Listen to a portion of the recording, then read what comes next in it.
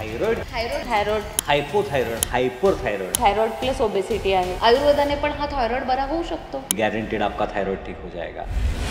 80% महिला आहेत की ज्यांना थायरॉइड, मग तो हायपो असेल किंवा हायपर असेल, दोन्हीपैकी कोणताही थायरॉइड होण्याचे चान्सेस धोके अधिक आहेत. पेशंटचा थायरॉइड कधीच बरा होत नाही. आता आर्टिफिशियल इंटेलिजन्स आल्यानंतर माणूस मेंदूचा वापर कमी करायला लागलाय.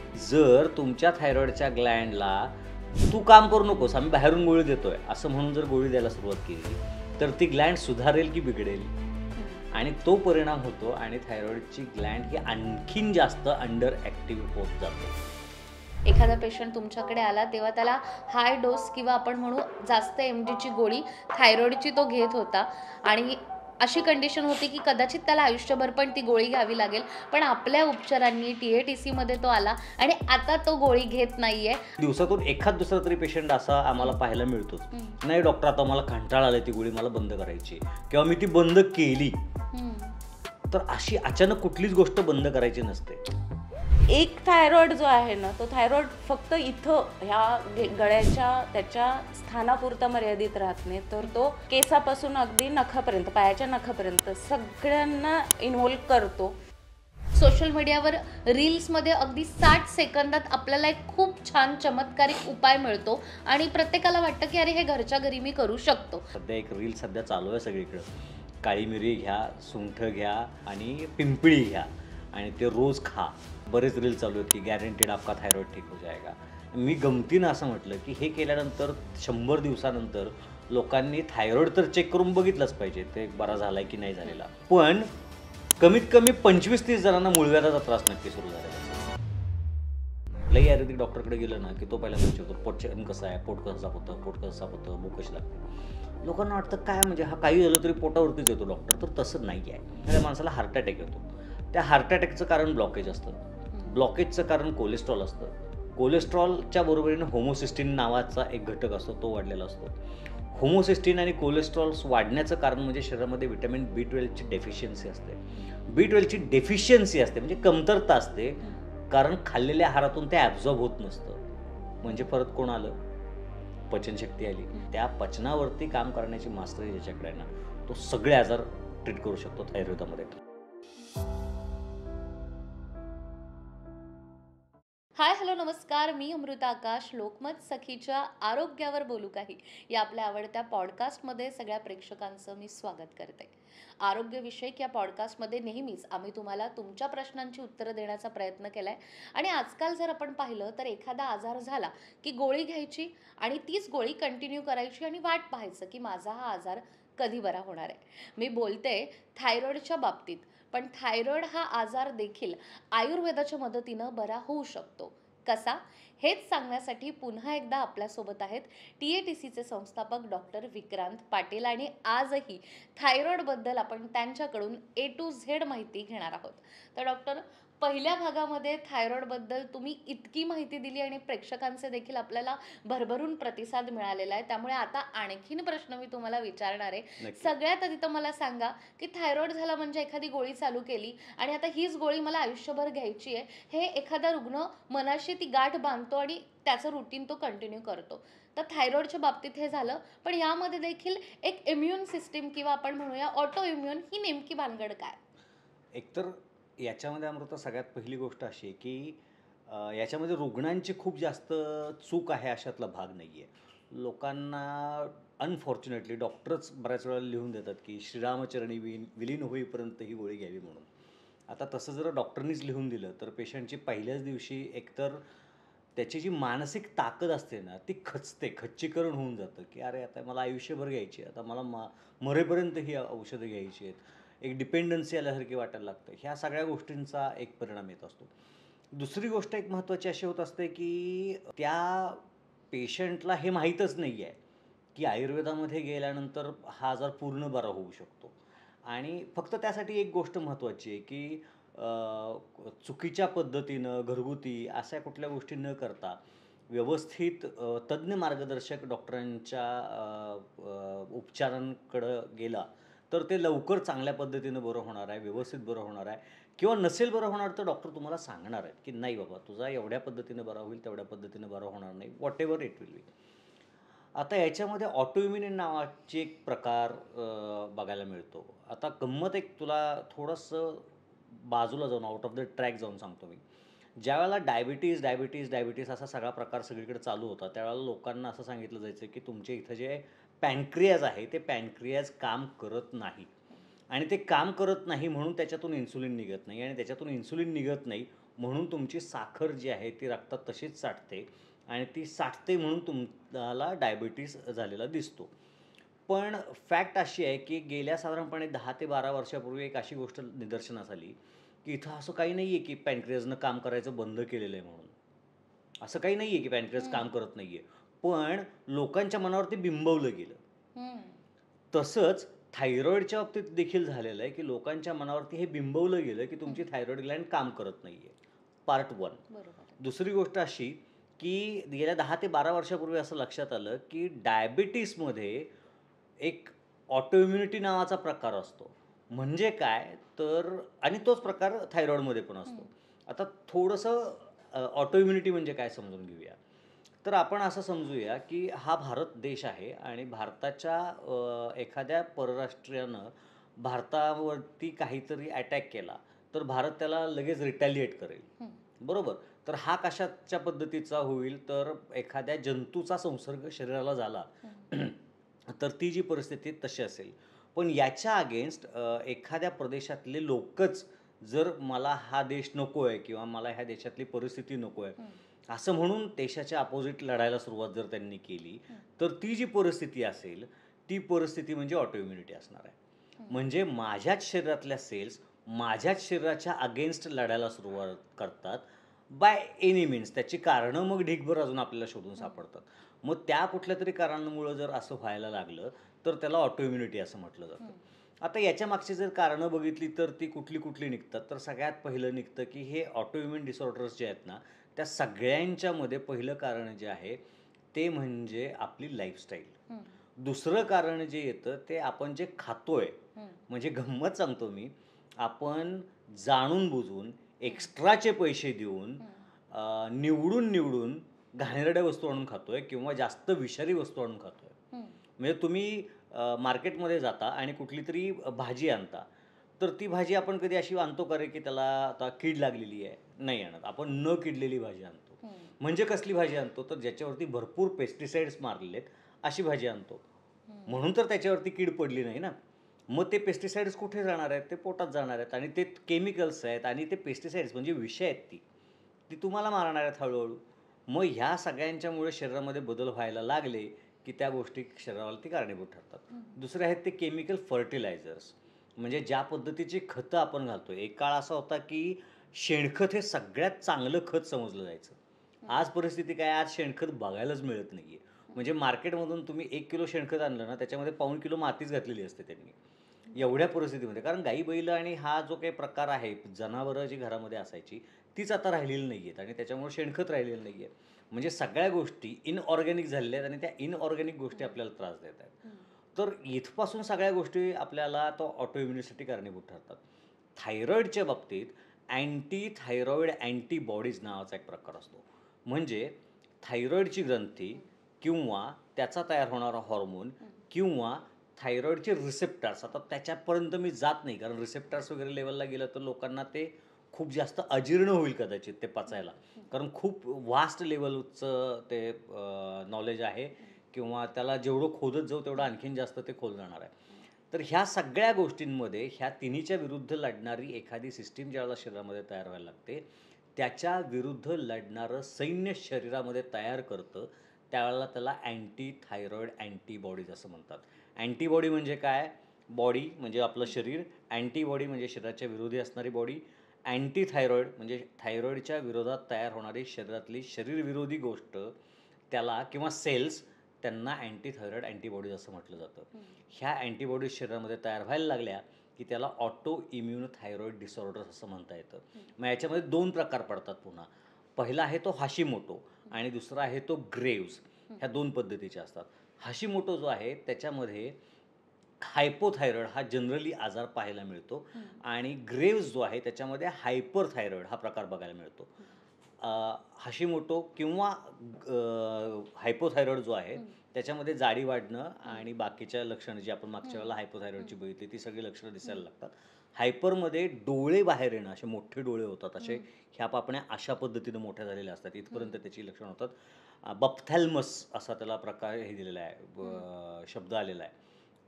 तर ह्या प्रकारे त्याच्यामध्ये दिसायला लागतं आणि वजन एकदम कमी व्हायला लागतं हायपरथायरॉइडमध्ये. पण तरीसुद्धा ही फायनल कंडिशन नाही आहे. मला हे सांगताना खूप वाईट वाटतं, की सोशल मीडियावरून याच्याविषयी खूप वेगळ्या पद्धतीनं प्रमोट केलं जातं. पण असं नाही आहे. हाशिमोटोच्या अँटीबॉडीज पॉझिटिव्ह असून एकही थायरॉईड नाही आहे. ग्रेव्हजच्या पॉझिटिव्ह असून एकही थायरॉईड नाही आहे. दोन्ही पॉझिटिव्ह नसताना थायरॉईड आहे. मग तो हायपर असेल किंवा हायपो असेल, अशा कंडिशनसुद्धा बघायला मिळतात. सो ह्या ज्या काही गोष्टी आहेत त्या डॉक्टरांनी ठरवल्या पाहिजेत. Let them decide and treat by the doctors. ही गोष्ट जास्त महत्त्वाची आहे. बरोबर. हा नेमका फरक काय आहे हे तर तुम्ही सांगितलं. पण तरीसुद्धा तुमच्याकडे पण असे पेशंट येत असतील, की आता थायरॉईड तर माझ्या रिपोर्टमध्ये आलाय हो. आणि मला औषधं डॉक्टरांनी घ्यायला सांगितली आहे. पण मग याच्यावर फक्त ॲलोपॅथी हीच एक ट्रीटमेंट आहे का? की आयुर्वेदामध्ये सुद्धा असे खूप पर्याय आहेत, पण ते अजून रुग्णांपर्यंत किंवा आपल्या प्रेक्षकांपर्यंत सुद्धा पोहोचलेले नाहीये किंवा त्यांना माहीत नाहीये, की अरे वाह! आयुर्वेदाने पण हा थायरॉईड बरा होऊ शकतो? बघा, आता गंमत अशी आहे, की एक खूप छान संस्कृत सुभाषित आलेला आहे आयुर्वेदामध्ये. "नहि वैद्यो प्राणेश्वरः." वैद्य हा काय प्राणांचा ईश्वर नाही आहे. मी मागच्या वेळेला पण हे म्हटलेलं आहे मला अगदी, वाटतं. अगदी. तो प्रयत्नांचा परमेश्वर आहे. त्यांना फक्त प्रयत्न करायचे आहेत. त्यामुळं कुठलाच डॉक्टर हा 100च्या 100 लोकांना बरा करू शकत नसतो. पण ज्यावेळेला आपण आधुनिक शास्त्राचा विचार करतो, त्यावेळेला आधुनिक शास्त्रामध्ये हायपोथायरॉईडसाठी जी लाईन ऑफ ट्रीटमेंट आहे, त्याच्यामध्ये काय आहे, तर ही थायरॉईडची ग्लँड कमी काम करतीये, म्हणजे T3 किंवा T4 किंवा T3 आणि T4, 1, 2 किंवा दोन्ही हे हॉर्मोन्स ह्या ग्लँडमधून कमी प्रमाणामध्ये सिक्रेट होत आहेत. या कंडिशनमध्ये बाहेरून T4चा हॉर्मोन हा खायला घातला जातो, ज्याला थायरॉक्सिन सोडियम असं म्हटलं जातं. ती गोळी खायला घातल्यानंतर शरीराला T4चा हॉर्मोन एक्सटर्नली मिळतो. तो हॉर्मोन शरीर T3मध्ये कन्व्हर्ट करत असतं, जे काम मेनली लिव्हर, इंटेस्टाईन आणि गट्स म्हणजे यकृत, आतडे आणि आपल्या किडन्या ज्या आहेत त्या करत असतात.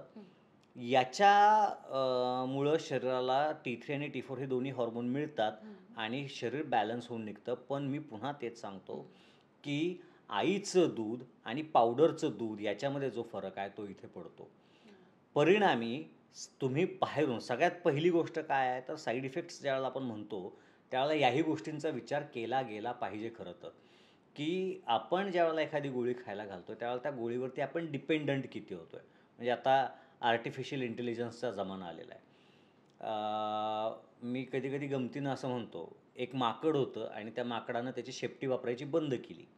मग काही हजार वर्ष गेली नाही, त्या माकडाची शेपूट गळून पडली, म्हणजे लहान होत गेली, अस्तित्वातून नाहीशी झाली आणि मग त्याचा माणूस तयार झाला. बरोबर, म्हणजे माणसाला शेपूट नाही आहे.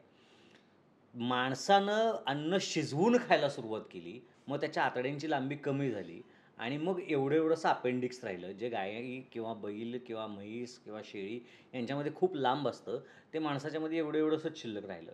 आता आर्टिफिशियल इंटेलिजन्स आल्यानंतर माणूस मेंदूचा वापर कमी करायला लागला आहे. तर पुढच्या 200, 500, 1000, 2000 वर्षानंतर काय होईल ह्याचा पण आपण विचार केला पाहिजे. मग आता गंमत अशी आहे, की जर तुमच्या थायरॉईडच्या ग्लँडला "तू काम करू नकोस, आम्ही बाहेरून गोळी देतोय," असं म्हणून जर गोळी द्यायला सुरुवात केली, तर ती ग्लँड सुधारेल की बिघडेल?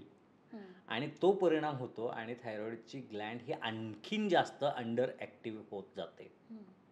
म्हणून पेशंटचा थायरॉईड कधीच बरा होत नाही. याच्या उलट आयुर्वेद काय म्हणतो, की आम्ही तुम्हाला टेकूनही देणार आहे.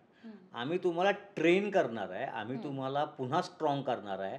सो जेणेकरून ती थायरॉईडची ग्लँड पुन्हा काम करायला लागली पाहिजे. त्याच्यातून पुन्हा T3, T4 व्यवस्थित सिक्रेट व्हायला पाहिजेत आणि ते सिक्रेट व्हायला लागले, की तुमच्या शरीरामधल्या बाकीच्या ज्या कंप्लेंट्स आहेत, म्हणजे फक्त रिपोर्ट्स नॉर्मल दिसतायत, पण पेशंट नॉर्मल नाही आहे. पेशंटचे केस गळतायत, चिडचिड होतीये, चेहऱ्यावरती सूज दिसते, अंगावरती सूज येते, पायावरती सूज येते, छातीत धडधडतंय, घाबरल्यासारखं होतंय, रडायला येतंय, मूड स्विंग्स होत आहेत, मध्येच राग येतोय, मध्येच मूड एकदम चांगला असतो, मध्येच मूड एकदम खराब झालेला असतो, पचन चांगलं होत नाही आहे, गॅसेस होत आहेत, वजन वाढतं आहे, कोलेस्ट्रॉल वाढतं आहे, सांधे दुखत आहेत, मसल स्टिफनेस आहे, पाळीच्या तक्रारी आहेत, त्वचा कोरडी पडती आहे, नखं पातळ होत आहेत, हाडं दुखायला लागलेली आहेत. ह्या ज्या काही सगळ्या कंप्लेंट्सचा जो एवढा मोठा पेटारा घेऊन पेशंट बसलेला असतो, सगळ्यात पहिल्यांदा आम्ही पेशंटला त्या कंडिशनमधून बाहेर काढतो. त्याच्याबरोबरीने त्याची थायरॉईडची ग्लँड सुधारल्यामुळे, त्याचे हॉर्मोन्स चांगले झाल्यामुळे त्याचा रिपोर्ट नॉर्मल यायला लागतो आणि म्हणून पेशंटला 100, 125, 150 अशी जी काही गोळी चालू असेल ती हळूहळू कमी होत होत होत ती हळूहळू कमी करायची असते. गंमत आहे बरं का याच्यामध्ये. असं होतं की बऱ्याच वेळेला पेशंट म्हणतो की आता मला ही गोळी घ्यायची नाही. आमच्याकडे खूप पेशंट, नाही दिवसातून एखाद दुसरा तरी पेशंट असा आम्हाला पाहायला मिळतोच. नाही डॉक्टर आता मला कंटाळा आला, ती गोळी मला बंद करायची किंवा मी ती बंद केली. तर अशी अचानक कुठलीच गोष्ट बंद करायची नसते.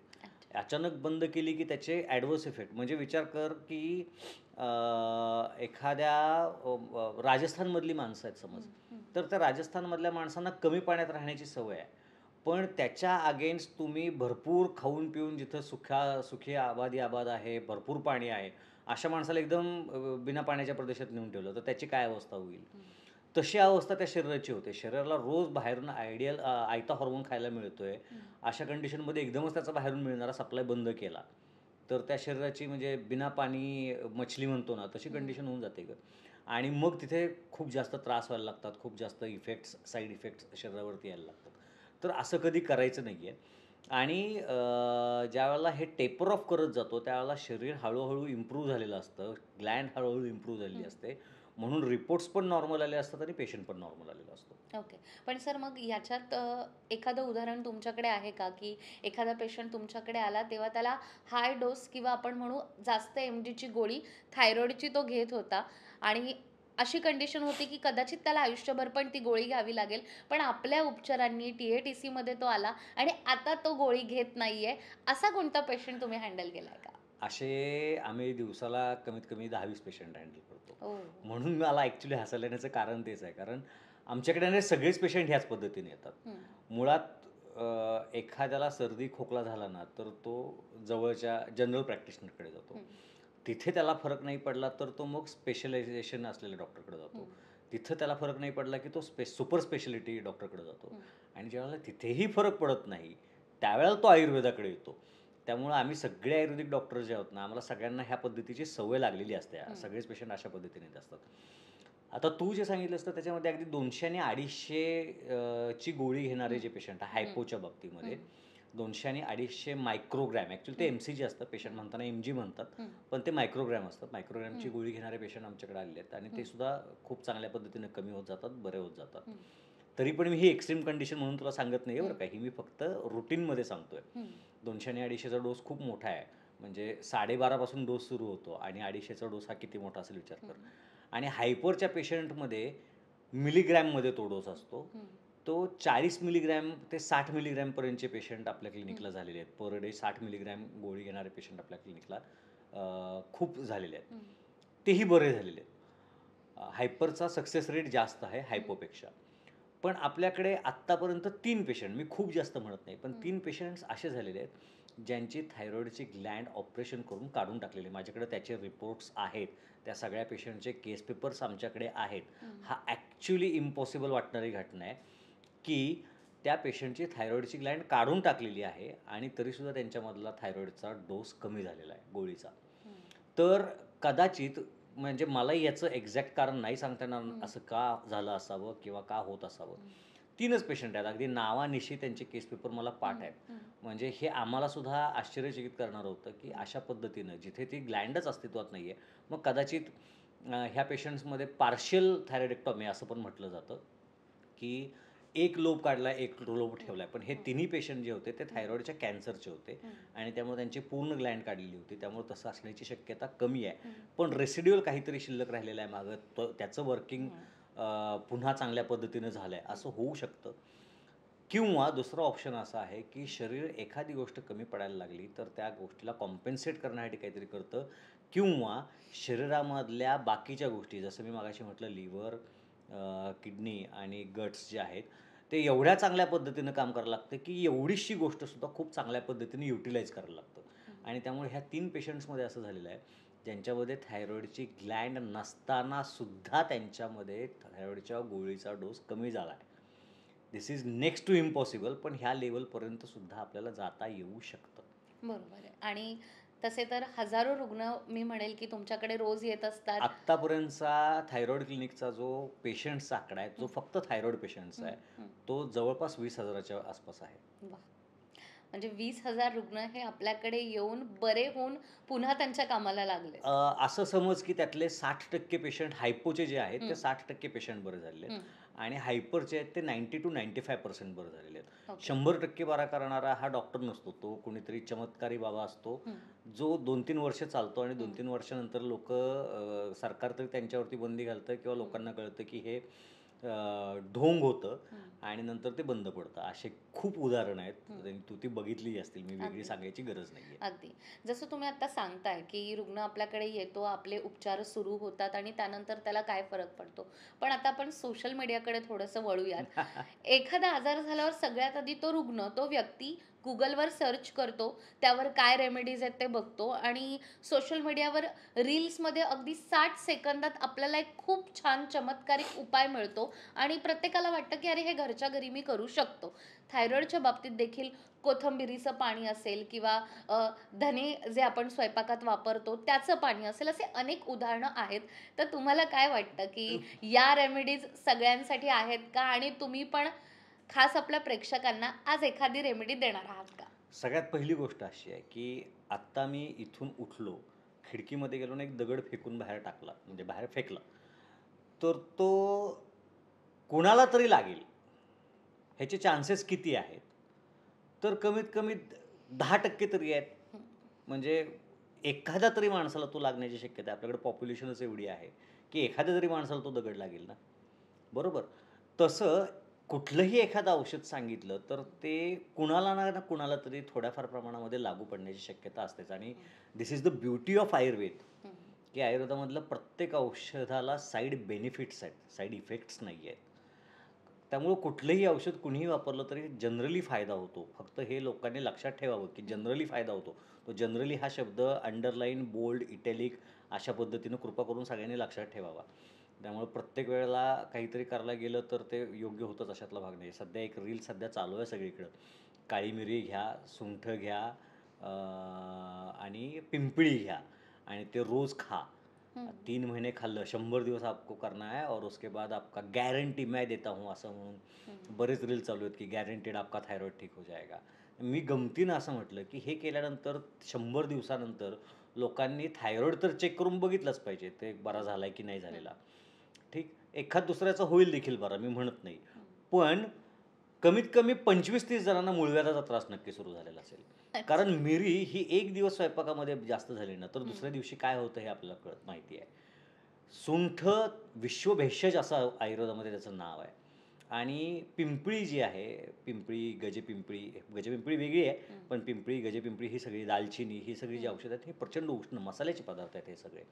हे खाताना खूप व्यवस्थित खायला सांगितलेले आहेत. हं, मुळात पिंपळी हे तर असं द्रव्य आहे, जे जास्त काळ घ्यायचं नाही आहे असं वैद्यांना सूचना आहेत आयुर्वेदाच्या ग्रंथकारांच्या, चरकांच्या, सुश्रुतांच्या. हं, त्यामुळे त्याच्याकडं प्रक्लेदी असा त्याच्यासाठी शब्द आलेला आहे. हं, आणि ती जास्त दिवस घेतली तर ती कफ पण वाढवते, पित्त पण वाढवते आणि वात कमी करू शकत नाही. हं, म्हणजे एकंदरीत तो कुठलाही आजार कमी करत नाही, उलट वाढवायला कारणीभूत हं, ठरते. अशा पद्धतीचं ते औषध आहे. हं, त्यामुळं जर आणि ह्या तिन्हीला सुंठ, मिरी आणि पिंपळी क्रम फक्त बदलला आहे. त्याच्यामध्ये येताना आधी मिरी आलेली आहे, नंतर हं, सुंठ आलेली आणि नंतर पिंपळी सांगितलेली आहे. हं, पण आयुर्वेदामध्ये सांगताना ते सुंठ, मिरी, पिंपळी ह्या पद्धतीने हं, त्याला त्रिकटू असा शब्द आलेला आहे. हं, आणि त्रिकटू औषधांमध्ये खूप ठिकाणी वापरलेलं आहे. पण ते एक औषध तयार करत असताना त्याच्यातला कंटेंट म्हणून वापरलेला आहे. उदाहरणार्थ, मीठ हा पदार्थ आहे, तर तो चव वाढणारा आहे म्हणून मीठ खात बसायचं नसतं. लक्षात आलं का?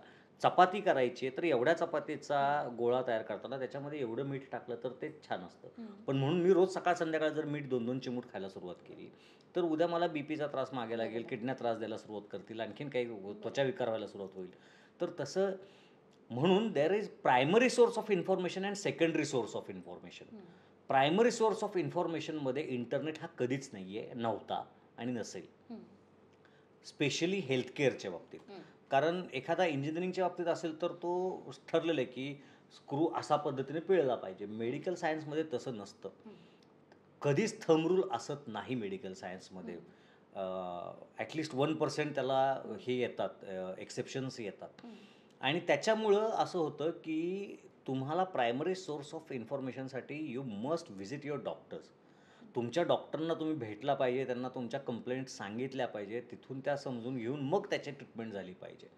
नाहीतर याला काही अर्थ नाही आहे की मी कुठेतरी ऐकलं, माझ्यावरती स्वतःवरती वापरलं. लांबचं उदाहरण नाही देते मी तुला, पण आत्तापासून 5-6 वर्षापूर्वी पॅन्डेमिक येऊन गेला आणि त्या काळी एक काढा अगदी सगळीकडे सर्रास वापरला गेला होता. कुणाचा, कसा, का ते मी सांगत नाही. ह्या शोमध्ये ती सांगण्याची जागा नाही आहे म्हणून सांगत नाही आहे. पण सगळ्यांना माहिती आहे आणि तो घरोघरी वाटप झालं. त्याचं खूप प्रमोशन देखील झालं. किती लोकांचा कोविड त्याच्यामुळे बरा झाला किंवा किती लोकांना त्याच्यामुळे कोविड व्हायचा राहिला आणि किती लोकांना त्याच्यानंतर पाईल्सचे, फिस्च्युलाचे किंवा फिशरचे त्रास सुरू झाले. तर मी खरं सांगतो, माझे कितीतरी असे मित्र आहेत जे ॲनोरेक्टलचं प्रॅक्टिस करणारे, ते खुश झाले त्याच्यानंतर, की म्हणे विक्रांत अरे उलट बरं वाटलं की हा आल्यानंतर आमचा बिझनेस मोठ्या प्रमाणात चालायला लागला. तुम्ही आयुर्वेदवाल्यांनी काय केलं माहीत नाही काय, पण आमचा बिझनेस तुमच्या औषधाने चालायला लागला. हे का घडलं? कारण औषध चुकीच्या पद्धतीने गेलं. औषध चुकीचं आहे का? नाही आहे. पाऊस पडतो त्यावेळेला पूर आला म्हणून पाऊस चुकीचा नसतो. तो किती प्रमाणात पडला, कुठं पडला, कशा परिस्थितीत पडला, हे चुकीचं असतं. तशा पद्धतीने हे आहे आणि त्यामुळं अशा गोष्टींवरती डिपेंड राहू नये. त्यामुळं खरं तर मी आत्ता ह्या शोमध्ये एखादं औषध सांगितलं की असं करा, त्याच्यामुळं थायरॉईड बरा होईल, हे चुकीचं आहे. पण ग्रंथातलं जे औषध आहे, ग्रंथामध्ये जे औषध सांगितलेलं आहे, त्याच्यामध्ये कांचनार गुग्गुळ नावाचं औषध सांगितलेलं आहे. आणि मला खरं तर आता एकदम आठवलं म्हणून मी सांगतो, की थायरॉईडचं एवढं प्रमाण भारतात वाढलेलं असताना ना, हे मला सांगायला खूप असं आतून येतं आहे माझ्या आत्ता ते, की हे मी सांगितलंच पाहिजे लोकांना. का? कारण आपण सगळे ना दसऱ्याचं सोनं वाटतो, आता येईलच दसरा जवळ. आणि त्या दसऱ्याला शमी नावाची वनस्पती, आपट्याची पानं आपण लोकांना देत असतो सोनं म्हणून. ती आता पाहायला मिळत नाही. म्हणजे खूप त्याचं प्रमाण जे एवढं होतं ते आता एवढंसं झालेलं आहे. त्याची आपट्याची पानं एवढी असतात. आपण सगळे जे वाटतो ना, ती त्या कांचनाराची पानं आहेत. ज्या झाडापासून आपण थायरॉईडचं औषध तयार करायचं असतं, that is one content but main ingredient. तो त्याचा एक घटक आहे, पण तो महत्त्वाचा आहे. ते झाड आपण रोज त्या ह्याच्या दसऱ्याच्या दिवशी असं तोडून त्याची कत्तल करतोय. थायरॉईड वाढेल नाही तर काय होईल गं? हे ना. तर तो कांचनार गुग्गुळ नावाचं औषध जे आहे ते सकाळ संध्याकाळ जर खाण्यामध्ये ठेवलं तर थायरॉईड कंट्रोलमध्ये राहायला उपयोगी होईल. नाही असं नाही आहे. पण त्याच्याबरोबरीने this is a systemic disorder. म्हणजे मी मागाशी एवढी यादी वाचली ना, की डोक्याच्या केसापासून पायाच्या नखापर्यंत. एक गोळी घेतल्यानंतर सगळ्या कंप्लेंट्स गेल्या अशा होईल का गं? नाही होणार आहे. त्याच्यामुळं तुम्हाला वेगवेगळ्या सिस्टीमसाठी वेगवेगळे मेडिसिन्स वापरायला लागतील. केस गळण्याचं औषध हे पाळीच्या तक्रारांवरती नाही चालणार आहे. हृदयासाठीचं औषध हे कोलेस्ट्रॉलवरती चालेल, वजन वाढीसाठी चालेल, पण त्यांना सांधे दुखायचे कमी येणार नाही आहेत. बरोबर? कारण कोलेस्ट्रॉल हा स्निग्ध पदार्थ आहे. सांध्यांना स्निग्धता हवी असते. कोलेस्ट्रॉल हे एक्सेसिव्ह स्निग्धता आहे आणि कोरडेपणा आल्यामुळं सांधे दुखणार आहेत.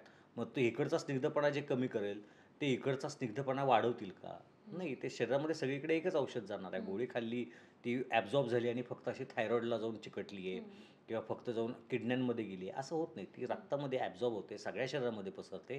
ज्याला ज्या ठिकाणी जी गोष्ट हवी आहे त्या ठिकाणी ते काम करते. या पद्धतीनं काम होत असतं. त्यामुळे कांचनार गुग्गुळ हे खूप छान औषध आहे. पण बाकीच्या सगळ्या सिस्टीम्स ज्या आपल्या शरीरामधल्या ज्या आहेत, त्यांना मेंटेन करण्यासाठी तुम्हाला त्या ठिकाणी त्या पद्धतीनंच औषधं गेली पाहिजेत. हे खूप खूप खूप महत्त्वाचं आहे. सर, तुम्ही इतकं थायरॉईडबद्दल भरभरून बोलताय, त्याच्यावर कोणती औषधं घ्यायला हवीत, आयुर्वेदामध्ये थायरॉईडच्या बाबतीत काय आहे, हे सगळं सांगताय. पण माझ्या मनात आणखीन एक प्रश्न आहे. तो म्हणजे TATCमध्ये जेव्हा एखादा रुग्ण येतो, तेव्हा आपण आयुर्वेदिक उपचार रुग्णांना देतोय, तर रुग्णांना हा प्रश्न पडत नाही का, की थायरॉईडवर आपल्याकडे उपचार होत आहेत, पण इतरही जे आजार आहेत त्यामध्ये देखील तुम्ही तितकेच मुरलेले आहात आणि इतरही आजार तुम्ही बरे करतायत, त्यात तुमचा हातखंडा आहे. मग थायरॉईड पण आणि इतर गोष्टी पण, हे नेमकं कसं मॅनेज केलंत? ह्या प्रश्नाचे 2 वेगवेगळे बाजू आहेत बरं का, 2 वेगवेगळे अँगल आहेत. तर सगळ्यात पहिली बाजू जी आहे ना, ती अशी आहे की आयुर्वेदामध्ये थायरॉईड सांगितलेलंच नाही आहे. ठीक. म्हणजे मूळ ग्रंथ जे आहेत चरक, सुश्रुत, वाग्भट यांनी कुठेही आयुर्वेदामध्ये त्यांनी जे काही ग्रंथ लिहून ठेवलेले आहेत 3000, 4000, 5000 वर्षांपूर्वी, त्याच्यामध्ये थायरॉईड नावाचा शब्द कुठे नाही आहे. पण त्यांनी एक बेसिक इन्फ्रास्ट्रक्चर जे आहे ना ते सगळं डिस्क्राईब करून ठेवलेलं आहे. हं.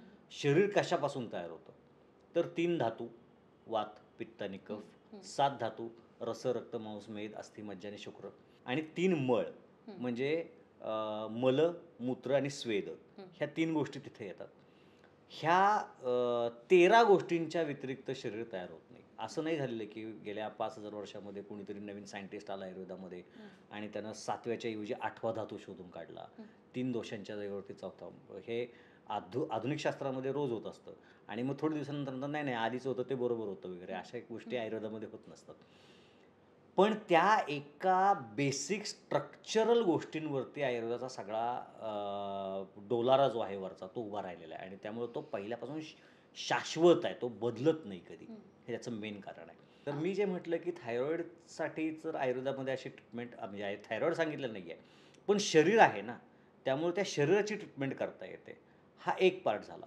आता गंमत अशी आहे, शरीराची ट्रीटमेंट जो डॉक्टर करतो त्याचा एक भाग म्हणून जर थायरॉईड ट्रीट होत असेल तर बाकीच्या सगळ्या गोष्टी आपोआपच ट्रीट होणार आहेत. बरोबर. आणि म्हणून आयुर्वेदामध्ये सगळ्यात महत्त्वाची चिकित्सा जी सांगितलेली ती अग्नी चिकित्सा सांगितलेली. शरीरामधला अग्नी ज्याचा चांगला ना त्याचं सगळं शरीर चांगलं. शांतेग्नो म्रियते म्हणजे अग्नी शांत झाला की तो माणूस मरतो असं सांगितलेलं आहे. म्हणजे ती मृत्यू अवस्था आहे असं सांगितलेलं आहे. मग ज्या वेळेला एखाद्या व्यक्तीचं आणि हे आम्ही कुठल्याही आयुर्वेदिक डॉक्टरकडे गेलो ना की तो पहिल्यांदा विचारतो पचन कसं आहे, पोट कसं साफ होतं, पोट कसं साफ होतं, भूक कशी लागते. लोकांना वाटतं काय म्हणजे हा काही झालं तरी पोटावरतीच येतो डॉक्टर, तर तसं नाही आहे. बघ, एखाद्या माणसाला हार्ट अटॅक येतो, मी उदाहरण देतो. एखाद्या माणसाला हार्ट अटॅक येतो, त्या हार्ट अटॅकचं कारण ब्लॉकेज असतं. ब्लॉकेजचं कारण कोलेस्ट्रॉल असतं. कोलेस्ट्रॉलच्या बरोबरीने होमोसिस्टिन नावाचा एक घटक असतो, तो वाढलेला असतो. होमोसिस्टिन आणि कोलेस्ट्रॉल्स वाढण्याचं कारण म्हणजे शरीरामध्ये व्हिटॅमिन B12ची डेफिशियन्सी असते. B12ची डेफिशियन्सी असते म्हणजे कमतरता असते, कारण खाल्लेल्या आहारातून ते ॲब्झॉर्ब होत नसतं. म्हणजे परत कोण आलं? पचनशक्ती आली. कारण 2 माणसं एकाच मेसमध्ये खात आहेत किंवा एकाच घरामध्ये खात आहेत, तर त्यांचा आहार सेम आहे, पण एकाला डेफिशियन्सी एकाला नाही आहे, म्हणजे पचनशक्ती खराब आहे. म्हणून आयुर्वेद जे फिरून फिरून सगळा येतो तो पचनापाशी येतो. त्यामुळं तिथे ज्याला मास्टरी मिळाली, त्या पचनावरती काम करण्याची मास्टरी ज्याच्याकडे आहे ना, तो सगळे आजार ट्रीट करू शकतो आयुर्वेदामध्ये. आम्ही सुरुवात तिथूनच केली, की थायरॉईड जरी असला तरी शेवटी मांसधातू आहे, रक्तधातू आहे, कफदोष आहे, वातदोष आहे, पित्तदोष आहे. या कंडिशनमध्ये ही औषधं, त्या कंडिशनमध्ये ती औषधं, त्या कंडिशनमध्ये ती औषधं, ह्या सगळ्यांना सेग्रिगेट करून त्याचा मिलाफ जो आहे ना, तो त्या अग्नीशी बसवला आणि त्या अग्नीशी बसवल्यानंतर आम्ही थायरॉईड ट्रीट करू शकलो. पण गंमत अशी आहे, हे सगळं करण्याआधी आपण सगळ्याच आजारांसाठी ट्रीटमेंट करायचो. आम्ही आमचा स्पेशलायझेशनचा एरिया पकडला आणि तो थायरॉईड आहे. पण त्याच्यामध्ये पण गंमत आहे. तो थायरॉईड क्लिनिकचा जर लोगो बघितलास, तर तो T.H.Y.R.O.I.D असा आहे. तर T for thyroid, H for hypertension, Y for yoga, R for romantic disorders, O for obesity, I for infertility आणि D फॉर डायबिटीज. आणि हे सगळे एकमेकांशी इंटरकनेक्टेड आहेत. फक्त योगा त्यातला ट्रीटमेंटचा पार्ट आहे. ज्याला थायरॉईड आहे त्याचं वजन वाढतं, म्हणजे आपल्याला स्थौल्याची म्हणजे ओबेसिटीची ट्रीटमेंट करायची आहे. थायरॉईड असणाऱ्यांच्यामध्ये इन्फर्टिलिटीचे चान्सेस वाढतात, म्हणजे आपल्याला वंध्यत्वाची चिकित्सा करायचीच आहे. थायरॉईडच्या पेशंट्समध्ये डायबिटीस होण्याचे चान्सेस 3 पट वाढतात, त्याची ट्रीटमेंट करायला लागणार आहे. थायरॉईडच्या पेशंट्समध्ये पुन्हा 3 पट चान्सेस वाढतात की त्यांना संधिवाताचे, आमवाताचे प्रकार होण्याचे चान्सेस वाढतात. म्हणजे ह्या सगळ्या गोष्टी इंटरकनेक्टेड आहेत. त्यामुळं तसं अगदी पाईल्स, फिशर, फिस्च्युला, केसगळतीपासून ते थायरॉईडच्या ॲडव्हान्स स्टेजेसपर्यंत सगळ्या पद्धतीचे पेशंट आमच्या क्लिनिकमध्ये होत असतात. आणि ते सगळे आणि मग आता तर असं होतं की एखाद्या पेशंटनं ट्रीटमेंट घेतली आहे समजा थायरॉईडसाठी, पण नंतर पेशंटचा विश्वास बसलेला असतो. नंतर आम्ही त्यांचे फॅमिली डॉक्टर असतो, म्हणजे घरामध्ये खुट्ट जरी झालं तरीसुद्धा ते आमच्याकडे जातात. सर्दीसाठी पण आमच्याकडे जातात, कानदुखीसाठी पण आमच्याकडे येतात आणि कोलेस्ट्रॉल वाढले तरी आमच्याकडे येतात. अशा सगळ्या पद्धतीची ट्रीटमेंट खरं तर इथं होत असते. बट आमचं कॉन्सन्ट्रेशन, माझं आणि डॉक्टर सुषमा पाटील मॅडमचं, आमचं दोघांचं कॉन्सन्ट्रेशन जे आहे ते थायरॉईडवरती आहे. आणि ह्या पद्धतीनं ट्रीटमेंट करत असताना ही आपल्याला मम्मी असेल किंवा मॅडम असेल, आम्ही ह्याच गोष्टीवरती कॉन्सन्ट्रेशन करत असतो की आपल्याला पेशंट ठीक झाला पाहिजे. नाही सर्व विकाराणाम नास्ति नामम ध्रुव इति स्थिती. सगळ्या आजारांना नाव देता येतं अशातला भाग नाही आहे असं सांगून ठेवलेलं आहे आणि आम्ही तेच फॉलो करत असतो. आणि मला हे सांगायला अतिशय आनंद वाटतो की आज बरोबर डॉक्टर सुषमा पाटील मॅडम, माझ्या मिसेस, माझा बेटर हाफ आणि सगळ्यात महत्त्वाचं म्हणजे TATC एस्टॅब्लिश करण्यापासून स्टेबल करण्यापर्यंत त्याच्या सगळ्या प्रवासामध्ये माझ्या खांद्याला खांदा लावून, रादर मी तिच्या खांद्याला खांदा लावून असं म्हटलं पाहिजे. आम्ही दोघांनी मिळून जे काही एम्पायर तयार केलेले आहेत किंवा एक जे एम्पायर त्या थायरॉइडचं युद्ध चाललेलं आहे, थायरॉइडच्या विरुद्ध आमचं मिशन थायरॉइड असं आम्ही त्याला नाव दिलेलं आहे. त्याच्यामध्ये माझ्याबरोबरचा सगळ्यात मोठा योद्धा म्हणजे डॉक्टर सुषमा पाटील. आज त्या पण बरोबर आहेत. आणि बायकांचे, स्त्रियांचे आजार जे आहेत, त्या स्त्रियांच्या आजारांविषयी मॅडमनीच जास्त सांगणं हे जास्त चांगलं ठरेल. मला असं वाटतं आपण पुढच्या गोष्टी मॅडमकडून ऐकलं तर ते जास्त बऱ्या पडतील. नक्कीच. तर आत्ताच जसं डॉक्टर विक्रांत पाटील यांनी आपल्याला सांगितलं की TATCमध्ये त्यांच्यासोबत डॉक्टर सुषमा पाटील देखील आहेत, ज्यांनीही हजारो रुग्णांना त्यांच्या उपचार पद्धतीनं बरं केलेलं आहे आणि खास महिलांच्या बाबतीमध्येही डॉक्टरांचं खूप छान काम आहे. त्यामुळे त्याही कशा पद्धतीनं रुग्णांना ट्रीटमेंट देत असतात आणि त्यांचेही या थायरॉइडविषयी काय व्ह्यूज आहेत ते आपण त्यांच्याकडून जाणून घेऊयात. डॉक्टर सुषमा पाटील, तुमचंही मी आरोग्यावर बोलू काहीमध्ये स्वागत नमस्कार. करते. तर सरांनी तर सांगितलंच की आपल्याकडे कशा पद्धतीनं रुग्ण येतात आणि अगदी हसत त्यांची ट्रीटमेंट झाल्यानंतर ते घरीही जातात. महिलांना प्रामुख्यानं थायरॉइड होण्याचं प्रमाण अधिक आहे. पण ज्या महिलांना थायरॉइड डिटेक्ट झालाय, या थायरॉइडशिवाय आणखीनही कोणत्या आजारांची भीती या महिलांना असू शकते? आपल्याला आता एवढ्या ह्याच्यामध्ये एवढं तरी कळालं आहे की 80% महिला आहेत की ज्यांना थायरॉइड, मग तो हायपो असेल किंवा हायपर असेल, दोन्हीपैकी कोणताही थायरॉइड होण्याचे चान्सेस, धोके अधिक आहेत. मग अशा महिला की ज्यावेळेला ह्या महिला क्लिनिकमध्ये येतात त्यावेळेला असं होतं की लगेच डिटेक्ट झाल्या आणि आमच्याकडे आल्या असं फार कमी होतं. अनफॉर्च्युनेटली, दुर्दैवाने तसं होत नाही. तर मग 5 वर्ष, 10 वर्ष, 15 वर्ष, अगदी 25-25 वर्ष थायरॉइडची गोळी रेग्युलर नियमितपणे घेत आहेत. पण तरीसुद्धा रिपोर्ट्स नॉर्मल आहेत, पण त्यांना कधीच बरं वाटत नाही. म्हणजे एका बाजूला चिडचिड होणं, मूड स्विंग्स, वजन वाढणं, केस गळणं, पाळीच्या तक्रारी, मग कधी अंगावरनं खूप जाणं, कधी कमी जाणं, किंवा काही वेळेला गाठी पडणं, अंगावरचं पांढरं जाणं, ज्याला खूप म्हणजे कॉमनली असं बघायला गेलं ना तर पांढरं जाणं याच्यामध्ये काही गैर वाटतच नाही की अरे हिला जातं तिला जातं, मैत्रिणीमध्ये गप्पा झाल्या तर होतं पांढरं, अंगावरचं पांढरं जाणं हे खूप कॉमन आहे. मग सगळ्यांना होतं तर मग मला होतंय तर ते पण normal, but it's not normal. म्हणजे हे कधीच नॉर्मल नव्हतं, हे लोकल इन्फेक्शन आहे. आणि त्यामुळं काय होतं की खूपदा अशा महिलांना युरिन इन्फेक्शन होण्याचे चान्सेस पण सतत असतात. मग युरिन इन्फेक्शन झालं की मग कणकण आल्यासारखं होतं, ताप येतो, थंडी वाजते, किंवा नुसतं पांढरं जातं ना, अशा बायकांच्या मध्ये कंबरदुखी आणि मांड्या भरून येणं किंवा पाय भरून येणं हे खूप कॉमनली दिसतं. थकल्यासारखं होणं, सतत थकलेले असतात. म्हणजे थायरॉइड तर आहेच, पण हे एक आणखी ॲड ऑन म्हणून मिळतं त्याच्याबरोबर, आपण असं म्हणूयात. मग दुसरं आहे ते म्हणजे लॉस ऑफ लिबिडो. कारण कोरडेपणा जो आहे ना, फक्त त्वचेमध्ये नाही, तो मनामध्ये पण होतो, स्वभावामध्ये येतो, आणि त्याबरोबरीने पाळीच्या जागी देखील कोरडेपणा येतो. त्यामुळे संबंधांची इच्छा अशा महिलांमध्ये खूप कमी होते आणि म्हणून फॅमिली लाईफसुद्धा डिस्टर्ब होतं. बरं, इथंपर्यंत ते थांबत नाही. मग पुढे जाऊन समजा एखाद्या स्त्रीला थायरॉइड डिटेक्ट झाला आणि ती तिची फर्टाईल एज आहे, म्हणजे आता मुलबाळ होण्याचं एज आहे, पण थायरॉइडमुळं इन्फर्टिलिटी जाणवते. तर मग तो जो स्ट्रेस असतो, मेंटल स्ट्रेस, आणि मग याच्यामध्ये काय होतं तर पिरियड्स इरेग्युलर होतात, फ्लो कमी जास्त होतो, ओव्हुलेशनमध्ये प्रॉब्लेम्स यायला लागतात. म्हणजे फॉलिकल तयार होतं पण ते जेवढं वाढायला पाहिजे तेवढं वाढत नाही, किंवा गर्भाशयाचं जे अस्तर असतं ज्याला एंडोमेट्रियम म्हणतात, त्याचा थिकनेस जो अपेक्षित असतो की जो बाळाच्या वाढीसाठी अपेक्षित आहे, तर तो व्यवस्थित वाढत नाही आणि तो पातळ असतो, किंवा काही वेळेला अतिरिक्त जाड असतो, तरीसुद्धा गर्भधारणा होत नाही. किंवा मग ओव्हुलेशन, बीज तयार झाले पण तो साईज त्याचं प्रॉपर वाढत नाही, किंवा रप्चर होण्याचा जो टाईम आहे ते रप्चर न होता तिथंच ते व्हॅनिश होऊन जातं. तर मग अशा वेळेला काय होतं की स्पर्म्स जे आहेत ते स्पर्म्स तिथंपर्यंत टिकू पण शकत नाहीत, आणि बीजच तयार नाही झालं किंवा फुटलंच नाही आहे ते एग, तर मग पुढं गर्भधारणा होणार नाही. पाळीच्या जागी कोरडेपणा असेल तर तिथला pH बिघडतो, आणि स्पर्म्स जे आहेत ते त्यांचा प्रवास जो बीजापर्यंत व्हायला पाहिजे तो होत नाही आणि स्पर्मिसायडल ॲक्शन तिथं होतं आणि स्पर्म्स तिथंच मरून जातात. तर या सगळ्या गोष्टींमुळे येणारी इन्फर्टिलिटी हा एक वेगळा आजारच आपण म्हणूयात, म्हणजे व्याधी म्हणून आपण बघू. दुसरं आहे ते म्हणजे ओबेसिटी, वाढतं वजन. आता वजन वाढणं किंवा मी अतिरिक्त जाड झाले हा एक कॉम्प्लेक्स असतो. म्हणजे कसं होतं की मग तुमचं विजिबिलिटी, जी सोशली विजिबिलिटी आहे ना, ती सुद्धा कमी व्हायला लागते. का तर नाही, मग मला आउटफिट पण माझे चांगले नाहीत वाटत, मग मला ते इतर सगळे एकदम छान मेंटेन्ड दिसतात, मग माझी जाडी जास्त आहे. मग तो एक कॉन्फिडन्स कमी व्हायला लागतो आणि त्याचा परिणाम मग डिप्रेशन, अँझायटी, अनेक गोष्टी पाहायला मिळतात ज्या की ती एक्सप्लेन सुद्धा करू शकत नाही खूपदा. मग असं होतं की मग बाकीचे 4 जण आणखी बोलायला लागतात, अरे ही काय कुठे येतेच नाही, इंट्रोवर्ट आहे. असं नसतं, ते प्रत्येकाला ज्याचं जळतं त्याला कळतं ना, तसं आहे ते. त्यामुळे ह्या गोष्टी जाणवतात आणि मुलींमध्ये तर ह्या खूप हे होतात.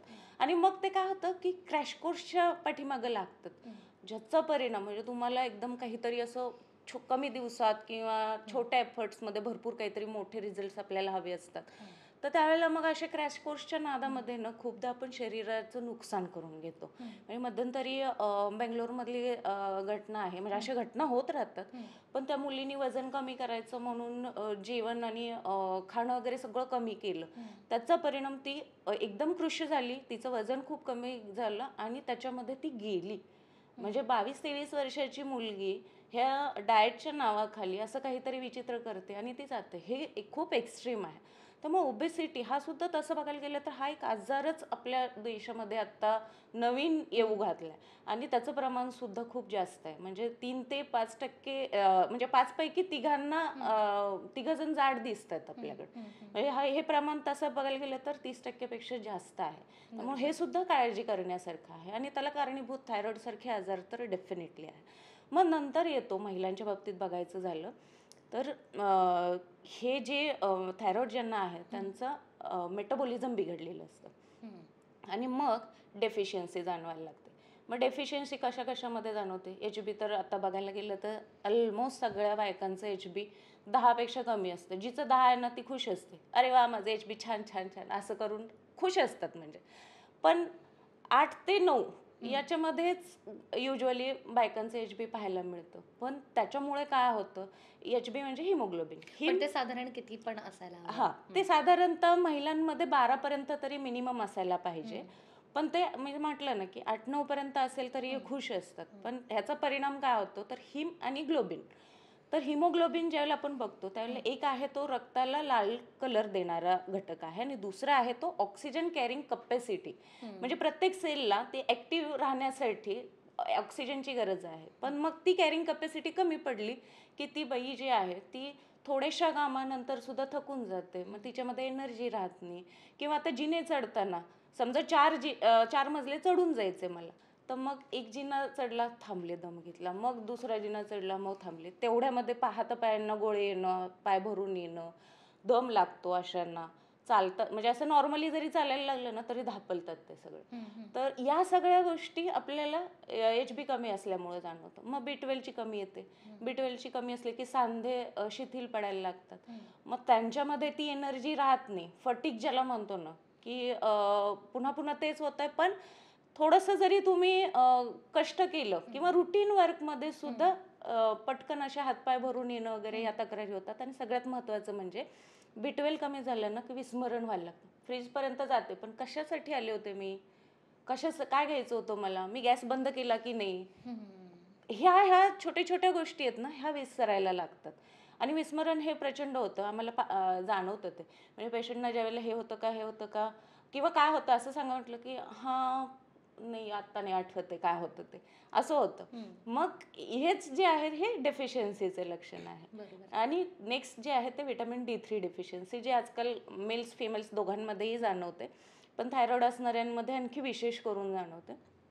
तर D3 कमी झाल्यामुळे काय होतं तर कॅल्शियम कमी व्हायला लागतं. कारण D जे आहे ते कॅल्शियम ॲब्झॉर्प्शनसाठी खूप मदत करतं आणि हाडांच्या बळकटीसाठी D आपल्याला आवश्यक आहे. मग एका बाजून हाडांचा ठिसूळपणा, त्या ठिसूळपणामुळं ऑलरेडी काय होतं की वाताचे आजार जे आहेत ना ते महिलांच्यामध्ये जास्त आहेत. कारण महिलांमध्ये गर्भाशय एक एक्स्ट्राच आहे आणि जिथं पोकळी आहे तिथं वात आहे. त्यामुळं आपण जर बघितलं तर महिलांचं कमरेचं हाड मोठं असतं कम्पेअर टू पुरुष. तर ते का आहे तर नैसर्गिक प्रसव व्यवस्थित व्हावं आणि प्रजननाची जी क्षमता स्त्रीमध्ये आहे ती सुरळीत पार पडावी म्हणून आहे. तर त्यामुळं वाताचं स्थान जे आहे ना ते कटी सांगितलेलं, कंबर सांगितलेलं आहे आणि ते मोठं असल्यामुळं तिथं वाताचं प्राबल्य जास्त असतं म्हणून वाताचे जास्त विकार जे आहेत ते स्त्रियांमध्ये दिसतात. म्हणजे तू बघितलं असशील की संधिवात, आमवात किंवा बाबा गुडघे दुखतायत, कंबर दुखती, मानपाट दुखते, ह्याच्या तक्रारी कोण जास्त सांगतं? बायकाच जास्त सांगतात.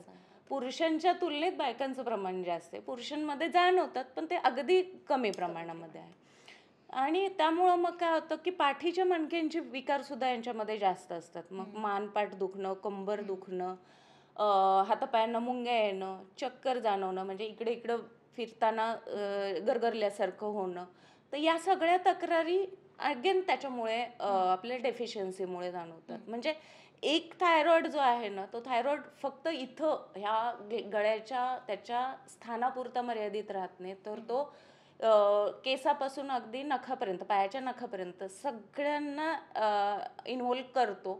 आणि मग हे का विशेष करून सांगायचं तर महिला याच्यामध्ये जास्त आहेत आणि त्यांच्यामध्ये आणखी या व्यतिरिक्त जे जाणवणाऱ्या तक्रारी आहेत त्या पाळीशी संदर्भाने आहेत. आणि मग डेफिशियन्सीजमुळं काय होतं की एकतर खूपदा कामामुळं असेल किंवा एक स्वभावच असतो तो स्वतःकडे दुर्लक्ष करण्याचा, तर त्यामुळे पण आहे की मग खाणं पिणं व्यवस्थित नाही, वेळेवर नाही. म्हणजे कधी जे असं होतं ना की एक वेळ ऑफिसला जाणाऱ्यांचं एक टाइम फिक्स असतं, पण ज्या घरी आहेत हाऊसवाईफ्स आहेत त्यांचं टायमिंग अजिबात फिक्स नसतं. म्हणजे सकाळी नाश्ता करतील नाही करतील माहिती नाही, पण दुपारचं जेवण मग कधी 2ला होईल, कधी 3ला होईल. मग रात्रीच्या जेवणाचा पत्ता नसतो. मग ते प्रत्येकाचं घरातले कोणी येणार, कधी येणार, त्यानुसार मग त्यांच्या जेवणाच्या वेळा असतात. मग झोपण्याचे टायमिंग वेगळे असतात. पण याच्यामुळे होतं काय की मग असं मेटाबॉलिझम आपलं बिघडतं, हॅम्पर होतं, कोलेस्ट्रॉल्स वाढायला लागतात. कोलेस्ट्रॉल वाढलं की आपल्याला हार्टचे धोके सुद्धा वाढतात. म्हणजे आजकाल पूर्वी असं होतं की हार्ट किंवा हृदयाच्या ज्या तक्रारी होत्या त्या पुरुषांमध्ये जास्त दिसायच्या, आता महिलांचं प्रमाण हे तितकंच वाढलं. आणि याला कुठेतरी मग आपलं लाईफस्टाईल बदलणं आणि स्ट्रेस हा अर्थात सगळ्यांनाच आहे, अगदी लहान मुलांपासून मोठ्यांपर्यंत. एक उदाहरण सांगते, म्हणजे हा स्ट्रेसच्या बाबतीतच आहे असं नाही, पण दुर्लक्ष किंवा काही वेळेला पण त्याला खूप कॅज्युअली घेण्याचा काय परिणाम होतो. आमच्याकडे एक आई आणि मुलगी आले होते. तर मुलगी होती 10वीमध्ये आणि छान गोंडस बाळ होतं ते, 10वीमधलं सुद्धा असं छान गुटगुटीत. आणि ती आली होती की हिचं वजन वाढतंय आणि अनफॉर्च्युनेटली त्यांना एकदाही शंका आली नाही की ह्या मुलीचं वजन वाढतंय, तर आपण तिच्यामध्ये काहीतरी तपासण्या केल्या पाहिजेत किंवा कुणाला तरी दाखवलं पाहिजे की वजन का वाढतंय बाबा. आणि लिटरली तुला विश्वास नाही बसणार, त्या 10वीतल्या मुलीचं वजन होतं 98 किलो. 98 किलो, बिलीव्ह, म्हणजे काय विचार पण नाही करू शकत आहे. तर ज्यावेळेला तिला बघितलं त्यावेळेला आम्हीच तिच्या आईला विचारलं की तुम्हाला कधी असं वाटलं नाही का की कुणाकडे जावं, दाखवावं. बरं तिला मेन्सेसचे पण प्रॉब्लेम होते.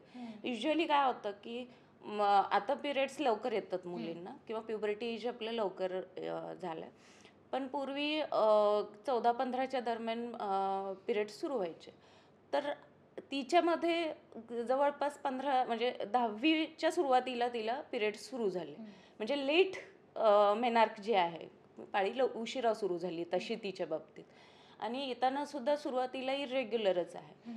पण मग ती ज्यावेळेला आली त्यावेळेला तिचं असं होतं की नाही डॉक्टर, असं कधी आम्ही विचारच नाही केला.